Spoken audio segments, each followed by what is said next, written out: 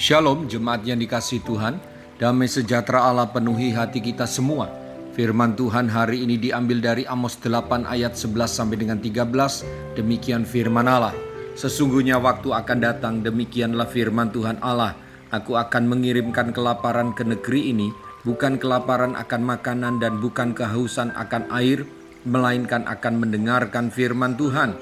Mereka akan mengembara dari laut ke laut dan menjelajah dari utara ke timur untuk mencari firman Tuhan tetapi tidak mendapatnya. Pada hari itu akan rebah lesu anak-anak dara yang cantik dan anak-anak teruna karena haus.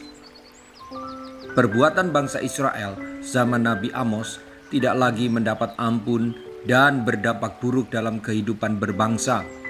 Semua akan menderita, tak satu pun dapat menghindarinya. Tuhan akan membangkitkan kelaparan dan kehausan rohani. Begitu hebat kehausan itu sehingga dikatakan kaum muda akan terkapar tidak berdaya.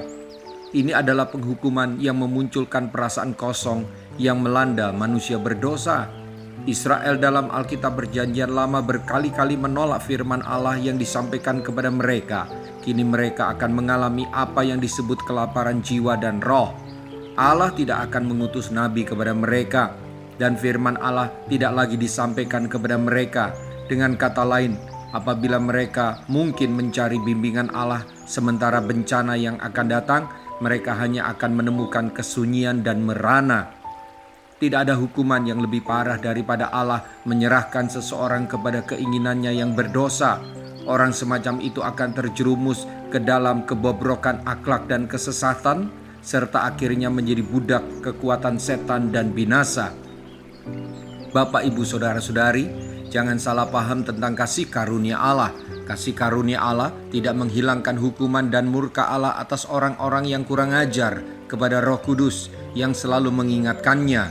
Orang-orang yang mengeraskan hati dan menganggap sepi kasih karunia Tuhan akan mengalami perasaan kosong, galau, rindu bertobat tapi sulit karena sudah terikat erat dengan dosa dan cara pandang yang sesat terhadap dosa dan kebenaran Allah. Oleh karena itu, harus dengan seksama kita memperhatikan hidup kita. Jangan bebal, berusahalah mengerti kehendak Tuhan. Roh penyesat telah pergi ke seluruh dunia, menyesatkan banyak orang dengan berbagai dosa yang dianggap bukan lagi dosa, menawarkan solusi yang bertentangan dengan kebenaran Allah atas masalah kehidupan, serta menyelewengkan kebenaran Allah. Hari ini bukan besok. Hari ini ada kesempatan untuk segera kita bertobat. Esok belum tentu ada bagimu. Mari kita berdoa.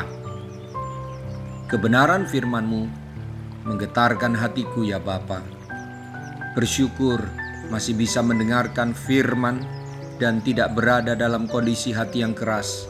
Aku bersyukur masih bisa menangisi perbuatanku yang menyimpang, masih gelisah setelah berbuat dosa, masih mendapatkan bimbingan-Mu, masih bisa berjumpa dengan orang kudus-Mu yang mengingatkan saya.